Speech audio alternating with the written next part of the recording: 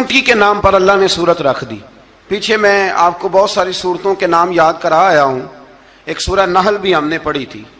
تو اللہ تبارک و تعالیٰ نے اس سورت میں قرآن کریم کی حقانیت، مومنین کی صفات، مختلف انبیاء کے احوال، اللہ تعالیٰ کی توحید پر دلائل، قیامت کی ہولناکیاں اور حیات بعد الموت کا ذکر فرمایا. اس سورت کی ابتدائی آیات میں ایک بار پھر حضرت موسیٰ علیہ السلام کے احوال اور معجزات کا بیان ہے.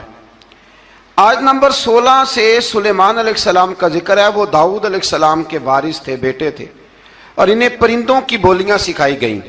جنات اور انسانوں کے لشکر کا ایک فوجی ڈسپلن کے ساتھ ان کے پاس حاضر رہتے تھے. وہ جو ان کا لشکر تھا نا، اس میں انسان بھی تھے، جن بھی تھے، اور اس کے اندر پرندے بھی تھے. ان کا لشکر تھا، وہ ہمیشہ ان کے پاس رہتے تھے. حضرت سلیمان علیہ السلام گزر رہے تھے تو ایک مقام سے آپ گزرے جہاں چیونٹیاں بڑی کثرت کے ساتھ تھیں. تو ایک چیونٹی جو ان چیونٹیوں کی سردار تھی، ان چیونٹیوں کی بڑی تھی، اور مفسرین کرام نے یہ بھی لکھا ہے کہ وہ تھی بھی ایک آنکھ اس کی کوئی نہیں تھی، ایک ٹانگ اس کی کوئی نہیں تھی، لیکن اس حال میں بھی وہ چیونٹی جو تھی وہ چیونٹیوں کی قیادت کر رہی تھی. تو حضرت سیدنا سلیمان علیہ السلام کا لشکر جب وہاں سے گزرا تو وہ کہنے لگی یا ایھا النمل ادخلوا مساکنکم، کہنے لگی چیونٹیوں اپنے بلوں میں گھس جاؤ، کہیں ایسا نہ ہو کہ سلیمان علیہ السلام کا لشکر بے دہانی میں سلیمان کا لشکر توجہ نہ کرے اور تمہیں پاؤں کے نیچے مسل دے. لہذا اس طرح کرو کہ تم اپنے اپنے بلوں میں گھس جاؤ. حضرت سلیمان ابھی 3 میل دور تھے. تمام مفسرین نے لکھا ہے 3 میل دور تھے. تو وہاں سے چیونٹی بولی تو قرآن کہتا ہے کہ حضرت سلیمان اس کی بات سن کے ہنس پڑے. فتبسم ضاحکا، آپ اس کی بات سن کے ہنس پڑے کہ دیکھو یہ چیونٹی کیا کہہ رہی ہے. ذرا غور کرنا بات پر کہ حضرت سلیمان 3 میل دور فاصلے پر چیونٹی کی بات بھی سن لیتے. مولوی نے قرآن کی آیت پکی یاد کر لی، انا بشر مثلکم، کہتا ہے حضور نے کہا میں تمہاری طرح کا بشر ہوں. نبی ہماری طرح ہوتے ہیں جی. تو وہ تو 3 میل دور چیونٹی کی آواز سن لیتے تھے. اس کے کان میں چیونٹی رکھو بلا، اسے کہو کہ بتا بلا کیا کہتی ہے. کچھ بتائے گا پھر دوڑ لگا دے گا شاید. کان میں رکھو اس کو، کہو بتا چیونٹی کیا کہتی. اور اگر یہ لفظ نہ ہوتے قرآن کے کہ جب انہوں نے سنا تو ہنس پڑے، یہ جملے نہ ہوتے تو شاید اس کو بھی نہ مانتے. لیکن حضرت سلیمان نے سنی چیونٹی کی بات. اور اب اگلی بات کہنے لگا ہوں، بڑے خوبصورت لفظ لکھے ہیں مفسرین نے. فرماتے ہیں دیکھو ایک چیونٹی نے ایک جملہ بول کے اپنے قبیلے کی خیر خواہی کی تو رب نے اس کا جملہ بھی قرآن میں بیان فرما دیا.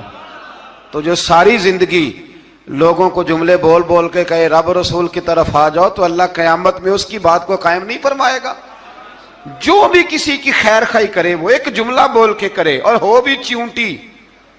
تو اگر اللہ اس کا ذکر قرآن میں باقی رکھتا ہے تو میں اور آپ اگر کسی کی خیر خواہی کریں گے تو انشاءاللہ ذکر باقی رہے گا. شرط یہ ہے کہ کریں خیر خواہی کرو کسی کی، ایک جملہ بول کے بھی کرو، چیونٹی بھی ہو تو اللہ قرآن میں ذکر باقی فرما دیتا ہے. تو اللہ تبارک و تعالیٰ نے اس بات کا ذکر قرآن مجید میں فرمایا. اس پر کئی کچھ لکھا ہے. اسی طرح سے ایک بات اور لکھی ہے ہمارے مفسرین نے کہ حضرت سلیمان ایک دن اسی طرح نکلے، قحط پڑ گیا تھا، بارش نہیں ہوتی تھی. تو حضرت سلیمان باہر میدان میں نکلے دعا کرنے کے لیے، خشک سالی تھی. تو جب آپ گئے تو ایک چیونٹی اپنے پر پھیلا کے دعا مانگ رہی تھی. تو رب کریم نے فرمایا سلیمان آپ واپس چلے جائیں، بارش آ جائے گی پر آئے گی چیونٹی کی دعا پہ. تو حضرت سلیمان نے عرض کی مولا میں بھی تو اتنا لشکر لے کے آیا ہوں نا، تو چلو ہمیں بھی دعا کر لینے دے، تو چیونٹی کی دعا پہ برسا دینا پر دعا کر لینے دے. فرمایا نہیں آپ واپس جائیں، دعا نہ مانگیں. یا اللہ کیوں؟ فرمایا چیونٹی کا دل ٹوٹ جائے گا، وہ تو کہے گی کہ یہ سلیمان کے لشکر دعا پہ پھر بارش آئی ہے. تو آپ نہ کریں تاکہ اس کے دل میں یہ بات رہے کہ نہیں میرے رب نے میری دعا پہ بارش فرمائی ہے. آپ جائیں، آج بارش آئے گی پر آئے گی چیونٹی کی دعا پہ. تو جو چیونٹی بارش کی دعا کرے قوم کے لیے، اللہ اگر اس کا ذکر قائم رکھتا ہے تو جو اپنی قوم کے لیے ہدایت کی دعا کرے، اور کبھی کبھی گردن جھکا کے دیکھا کرو کہ دل میں رسول اللہ کی امت کا درد کتنا ہے. اگر کہیں حضور کی امت کا درد ہے تو پھر انشاءاللہ ذکر قیامت تک باقی رہے گا. پھر انشاءاللہ قیامت تک آنے والی نسلیں بھی آپ کا ذکر کریں گی اگر حضور کی امت کا درد سینے میں موجود ہے. اسی طرح سے پھر حضرت سلیمان کے لشکر میں نا ایک ہدہد نامی پرندہ بھی تھا. لشکر کا کارکن تھا پرندہ. ہدہد غائب تھا تو حضرت سلیمان کہنے لگے کدھر گیا وہ ہدہد؟ نظر نہ آ جایا سخت سزا دوں گا. یہاں تو کوئی اچھی خبر لائے گا. چونکہ وہ ہدہد پرندہ جاتا تھا تو خبریں لا کے دیتا تھا ورنہ سزا دوں گا. اتنی دیر میں ہدہد بھی آ گیا. یہ پرندے جو کارکن ہوتے ہیں بڑے سیانے ہوتے ہیں. کبھی بندہ ناراض ہو تو صحیح خبریں لے آتے ہیں. تو صحیح خبر لے کے آ گیا. آتے ہی آ کے بیٹھا تو اس نے حضرت سلیمان علیہ السلام نے کہا کہاں تھے؟ عرض کرنے لگا حضور میں ملک سبا گیا تھا. وہاں ایک عورت حکمرانی کرتی ہے, اس کا نام بلقیس ہے. بہت بڑے تخت پہ بیٹھتی ہے. 80 گز اس کا تخت لمبا ہے, 40 گز چوڑا ہے, اور شاید 80 من کے 80 ٹن اس کا وزن ہے. تو حضور وہ سورج کو پوچھتے ہیں. تو حضرت سلیمان نے فوراً خط لکھا, فرمایا جا کے اسے میرا خط دے دو کہ یہاں تو کلمہ پڑھ کے ہماری فرما بردار بن جائے ورنہ تیار ہو جائے. جو اللہ کے غیر کو پوچھتے ہیں ہم ان کے خلاف جنگ کریں گے. وہ جب لے کے گئے نا خط, یہ حدود گیا تو وہ میٹنگ کر رہی تھی, اس کے وزیر مشیر سارے بیٹھے تھے. اس نے جا کے خط پھینک دیا ملکہ بلقیس کی جھولی میں. اس نے خط پڑھا تو ڈر گئی, وزیروں کو بلایا. حضرت سلیمان, قرآن کہتا ہے حضرت سلیمان نے کہا تھا خط پھینک کے نا تو سائڈ پہ ہو کے سننا وہ کیا کہتا. بندوں کے لیے منع ہے, پرندوں کے لیے جائز ہے. بندوں کے لیے منع ہے سائڈ پہ ہو کے سننا. ہاں جس کی جاسوسی کی ڈیوٹی ہو, کفر کی جاسوسی کی, اس بندے کے لیے بھی جائز ہے. تو یہاں ایک تو وہ پرندے تھے, دوسرا کفر کی جاسوسی کر رہے تھے. سائڈ پہ ہو کے سننے لگے تو ملکہ بلقیس کہنے لگی اب کیا کرنا ہے, یہ خط آیا ہے. تو وہ کہنے لگے ہم تیار ہیں, آپ حکم کریں, ہم لڑنے کو تیار ہیں, لڑیں گے. وہ کہنے لگی نہیں تیزی نہ دکھاؤ. قرآن مجید کہتا ہے کہ وہ کہنے لگی جب لڑائیاں ہوتی ہیں تو شہر تباہ ہوتے ہیں, ملک کھنڈر بن جاتے ہیں. لڑائی مسئلے کا حل نہیں ہے. انہوں نے کہا کہ میں نبی ہوں. تو ایک دفعہ آزما لیتے ہیں کہ نبی ہیں کہ نہیں. معاذ اللہ آزما لیتے ہیں. کہا کیسے؟ کہنے لگی تحفے تحائف بھیجتے ہیں. اگر مال پر دل للچا گیا تو پھر نبی نہیں بادشاہ ہے, اور اگر مال پر دل للچایا نہ تو پھر اللہ کے کامل بندے ہیں. یہ فرق اس نے اس وقت بیان کیا. اس نے 500 کنیزیں, 500 غلام بڑے شاندار لباس پہنا کے, 500 گھوڑا بڑا تگڑا, اس کے اوپر مال و اسباب رکھ کے تیاری کرا کے حضرت سلیمان کی طرف بھیجا. ہدہد پہلے سے خبر لے کے آ گیا. حضور اس نے یہ پروگرام بنایا ہے. وہ جب آیا سارا کچھ تو حضرت سلیمان دیکھ کے جلال میں آ گئے. فرمانے لگے اسے جا کے کہہ دو تو مجھے کیا تحفے بھیجے گی, میرے رب نے مجھے مالا مال فرمایا ہوا ہے, نے مالا مال کیا میرے مالک نے. جا اسے جا کے کہہ تو کیا تحفے دے گی. جب رب دیتا ہے تو پھر کوئی کمی نہ وہ نہیں چھوڑتا. بندے کیا دے سکتے ہیں, بندے تو بیچارے 10 دے کے تو 10 دن ان کی آنکھیں نہیں کھلتی. فرمایا مجھے اللہ نے جو دیا ہے کیا بات ہے اس کے دینے کی. تو فرمایا اسے کہو یا فرما بردار ہو کے آ جائے یا جنگ کے لیے تیار ہو جائے, ہم اسے اس کے شہر سے ذلیل کر کے نکال دیں گے. اس نے جا کے جب پیغام دیا تو اور ان لوگوں نے بھی آ کے بتایا کہ وہاں تو ہم عجیب منظر دیکھ کے آئے ہیں کہ جانور بھی ہاتھ باندھے کھڑے ہیں, وہاں تو جنات, سرکش جنات کھڑے ہیں. وہ بادشاہ نہیں, وہ نبی ہیں. وہ جو 500 غلام اور 500 کنیزیں گئی تھی حوال سنایا آ کے. تو ملکہ بلقیس نے پھر خط لکھا کہ میں فرما بردار ہو کے آ رہی ہوں. مانا کیا ہے, میں کلمہ پڑھنے کے لیے آ رہی ہوں. تو حضرت سلیمان نے کہا بھئی اب اس طرح کرو, ذرا فرش بچھاؤ. انہوں نے فرش بچھایا اس طرح کا کہ اوپر فرش تھا, نیچے مچھلیاں تیر رہی تھیں, لگ رہا تھا دریا ہے. ڈیوٹی لگا دی, جنات نے بچھا دیا. ادھر حضرت سیدنا سلیمان فرمانے لگے اب چونکہ مان کے آ رہی ہے تو اسے اپنی نبوت کی علامتیں بھی دکھانی ہیں. اس نے تخت بڑا شاندار بنوایا تھا, اور خواتین میں جو عادتیں خواتین والی ہوتی ہیں وہ جاتی نہیں. وہ 7 کمروں میں نا پیچھے اپنا تخت رکھ کے تو 7 دروازے بند کر کے آئی. اس زمانے میں ایک رواج تھا, وہ زلیخا نے بھی 7 دروازے مکفل کے, ایک رواج تھا. ایک کمرہ، پھر کمرے کے پیچھے کمرہ، پھر اس کے پیچھے کمرہ، پھر اس کے پیچھے کمرہ، اور اس کو بڑے موٹے تالے لگائے جاتے تھے، اور فلسفہ یہ تھا کہ ایک تالا توڑے گا کوئی تو جب تک سپاہی آ جائیں گے، اور اگر اس کے توڑنے تک نہ آئے تو دوسرے کے توڑنے تک آ جائیں گے، اور اس کے توڑنے تک نہ آئے تو ساتویں تک تو آئے جائیں گے۔ یہ ان لوگوں کا نفسیاتی معاملہ تھا، سوچ تھی۔ 7 کمروں میں مکفل کر کے وہ نکلی تو حضرت سلیمان علیہ السلام کہنے لگے بھئی مجھے اس کا تخت چاہیے اس کے آنے سے پہلے۔ اس کے آنے سے اس واقعے کی کیا ضرورت تھی قرآن پاک میں؟ یہ کیا حاجت تھی یہ تخت والی ساری بات قرآن نے کیوں بیان کی؟ پوچھیں آپ اپنے دل سے بھی اور انکار کرنے والے منکرین سے بھی، اس کی کیا ضرورت تھی؟ وہ جو کہتے ہیں جی ولی کی کرامت کی کیا ضرورت ہے، سیدھی سیدھی نماز پڑھو، روزہ رکھو، حج کرو، زکوٰۃ دو، تو پوچھو ان سے ایک سورت نمل کے اندر اس ساری تفصیل کی کیا ضرورت تھی؟ ختم ہو گئی جب وہ کلمہ جو پڑھ رہی ہے، تو پھر اس سارے واقعے کو رب کیوں بیان فرماتا ہے؟ حضرت سیدنا سلیمان فرمانے لگے تخت چاہیے، اور چاہیے اس کے آنے سے پہلے۔ قال عفریت من الجن، جنوں میں سے ایک بہت بڑا جن بولا، کہنے لگا حضور آپ کا یہ تخت برخاست ہونے سے پہلے لے آؤں گا۔ یہ جو آپ میٹنگ کر رہے ہیں نا، یا آپ فیصلے ختم، کچھ نے لکھا صبح سے شام تک میٹنگ ہوتی ہے اور اس کو آنے میں پتہ نہیں کتنے دن لگیں گے، تو میں یہ برخاست ہونے سے پہلے، اور کچھ نے کہا دی آپ شرط کیوں لگاتے ہیں کہ صبح سے شام تک ہوتی؟ اس جن نے کہا دی آپ 10 منٹ میں فارغ ہو جائیں، آپ فارغ ہوں گے تو تخت آ جائے گا۔ مفسرین نے لکھا ہے کہ جب قرآن کہتا ہے کہ اس نے کہا کہ آپ کے فارغ ہونے سے پہلے، تو اس کا مطلب ہے کہ جب آپ اٹھیں گے، یہ جگہ خالی کر دیں گے تو تخت یہاں کیویں ہزاروں میل کا فاصلہ ہے آ جائے گا، پر ہوائی جہاز پہ کارگو کرا کے، جی DHL کے ذریعے کیسے آئے گا؟ وہ آئے گا تو بس آئے گا۔ تو حضرت سلیمان کی تو بادشاہت تھی نا زمانے پہ، فرمانے لگے نہیں نہیں تو لیٹ ہے، تو لیٹ ہے، تو ہمیں جانتا ہی نہیں، ایٹ سٹ تے پکھڑا کوار گندل، اسی اور بھی بوٹیاں جاننے ہاں، یہ تو لیٹ ہے، ابھی ہماری طاقت اس سے زیادہ ہے۔ بڑی کمال بات لکھی ہے لکھنے والوں نے۔ ایک مفسر نے لکھا ہے کہ ابھی حضرت سلیمان نے غلاموں سے منگوایا ہے،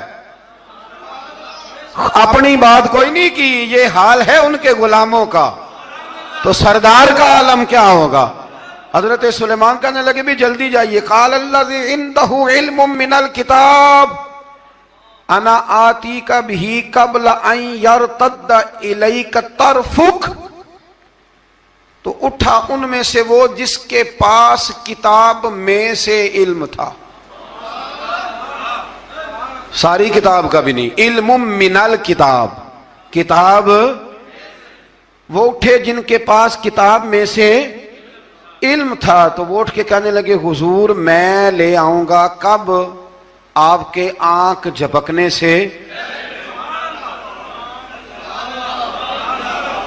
آنکھ جھپکنے سے، بندہ تھا جن تھا، جن کی تو بات مانی نہیں انہوں نے، کیا کہا؟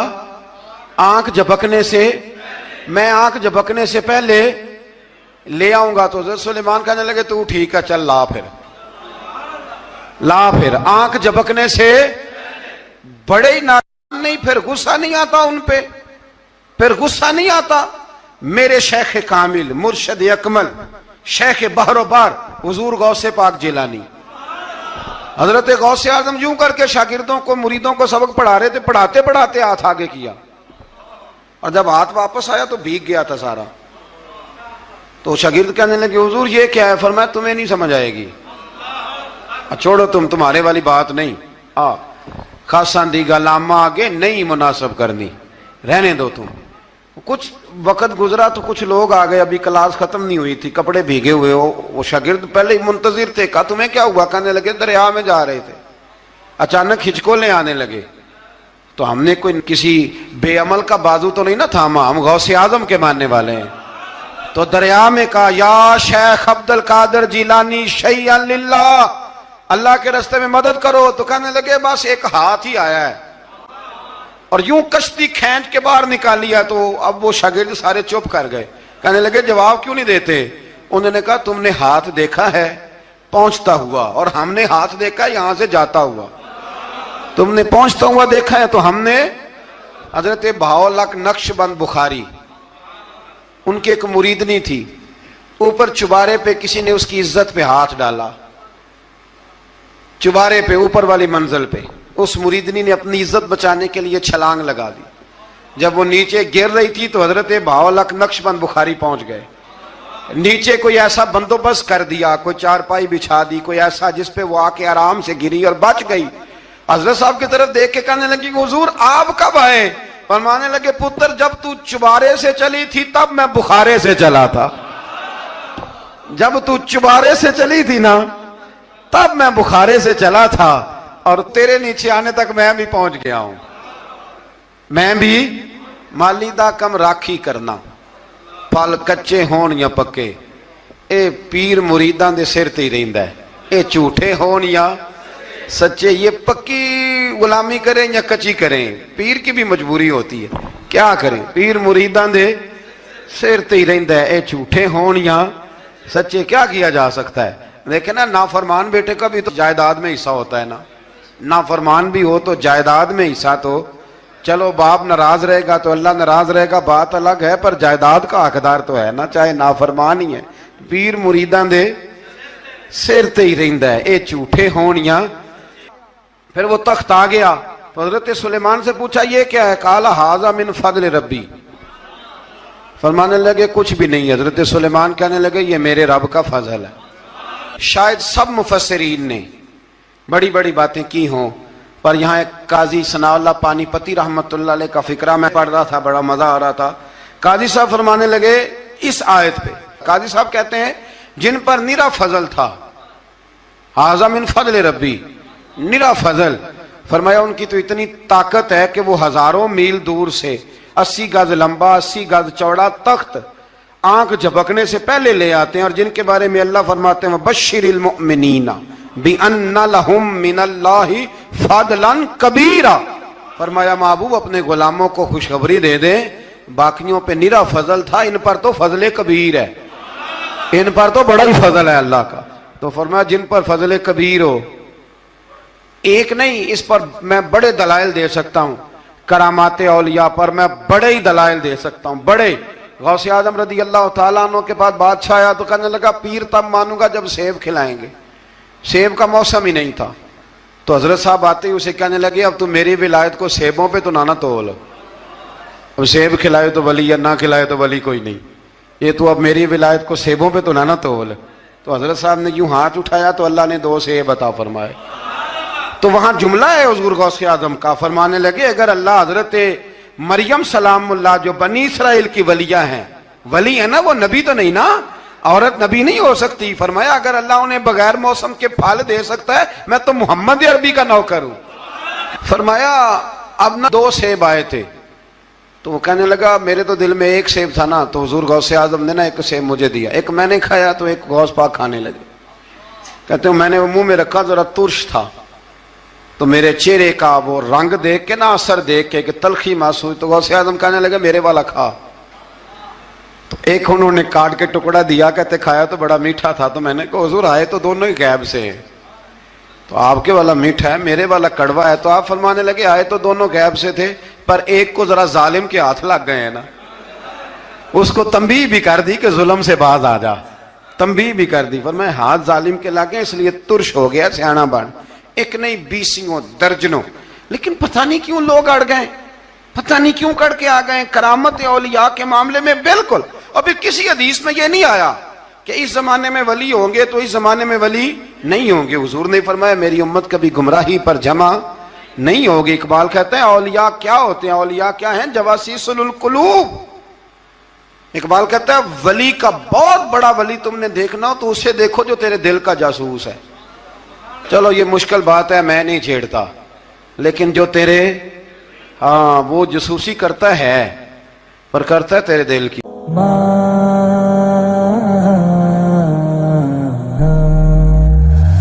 موت کی آغوش میں جب تھا کہ سو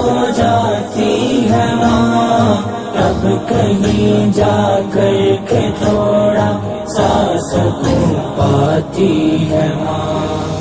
فکر میں بچوں کی کچھ اس طرح کھل جاتی ہے ماں.